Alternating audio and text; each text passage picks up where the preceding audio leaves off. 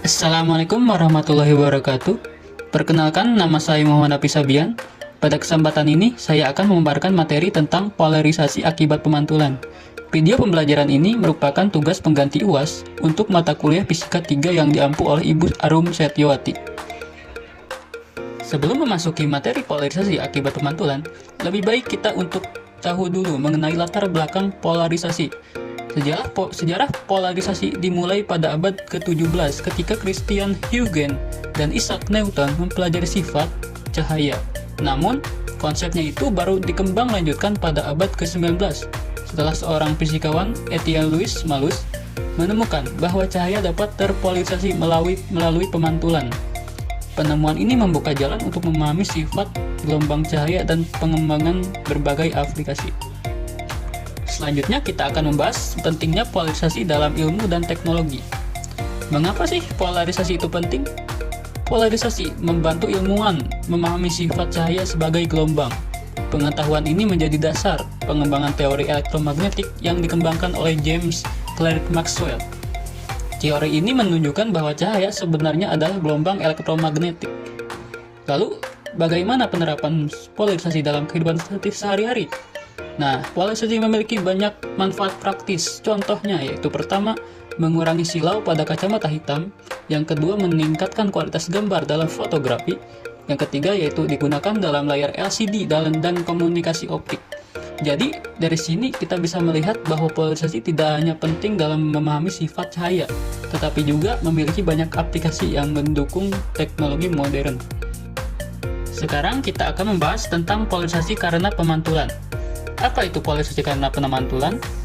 Polarisasi karena pemantulan adalah fenomena di mana cahaya yang terpantul dari permukaan tertentu menjadi terpolarisasi sebagian atau sepenuhnya. Hal ini terjadi karena komponen medan listrik dari cahaya bersolidifikasi lebih dominan dalam arah tertentu setelah proses pemantulan. Contoh polarisasi karena pemantulan, yang pertama yaitu pantulan cahaya dari air.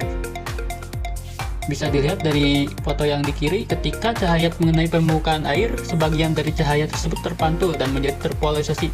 Hal ini sering terlihat ketika kita melihat pemantulan cahaya di danau atau kolam. Yang kedua yaitu pantulan dari kaca mobil.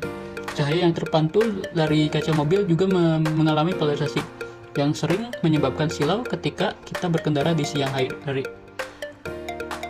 Selanjutnya yaitu aplikasi dalam kehidupan sehari-hari. Yang pertama yaitu kacamata polarizer. Kacamata ini dirancang untuk mengurangi silau dengan memblokir cahaya yang terpolarisasi akibat pemantulan, sehingga membuat penglihatan lebih nyaman. Yang kedua yaitu fotografi.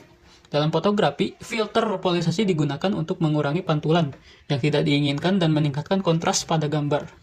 Jadi, polarisasi karena pemantulan tidak hanya menjadi fenomena fisika yang menarik, tapi juga memiliki banyak manfaat praktis dalam kehidupan sehari-hari juga. Selanjutnya kita akan membahas tentang hukum Brewster. Apa itu hukum Brewster? Hukum Brewster menjelaskan kondisi di mana cahaya yang dipantulkan dari suatu permukaan menjadi terpolarisasi sepenuhnya. Fenomena ini terjadi ketika sudut antara cahaya yang dipantulkan dan cahaya yang dibiaskan adalah 90 derajat. Jadi bagaimana hukum Brewster bekerja? Nah, menurut hukum Brewster, ada sudut tertentu yang disebut hukum sudut Brewster atau theta B. Sudut ini adalah sudut datang di mana cahaya yang dipantulkan menjadi terpolarisasi sepenuhnya. Pada sudut Brewster, medan listrik bercahaya yang dipantulkan berada sejajar dengan permukaan material. Sekarang mari kita lihat rumus hukum Brewster ini. Rumus dasar hukum Brewster yaitu hukum Brewster menjelaskan bahwa pada sudut Brewster, hubungan geometris antara sudut datang theta B dan sudut bias theta R adalah itu theta B ditambah theta R sama dengan 90 derajat. Ini berarti pada sudut Brewster, cahaya yang dipantulkan dan cahaya yang dibiaskan saling tegak lurus. Dan juga di sini rumus matematis hukum Brewster. Selain hubungan geometris, sudut Brewster juga dapat dihitung menggunakan tan theta B sama dengan N2 per N1, di mana theta B adalah sudut Brewster, N1-nya adalah indeks bias medium tempat cahaya datang, dan N2 adalah indeks bias medium tempat cahaya yang dibiaskan. Nah, sekarang kita akan mengerjakan contoh soal yang ada di sini. Diketahui indeks bias air yaitu 4/3. Hitunglah pada sudut datang berapa cahaya matahari yang menuju suatu danau agar mengalami polarisasi sempurna. hitung juga sudut biasnya. Nah, langkah pertama untuk menjawab soal ini yaitu tentukan sudut Brewsternya.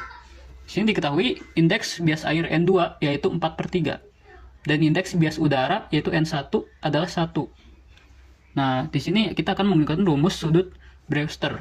Itu tan theta B sama dengan N2 per N1.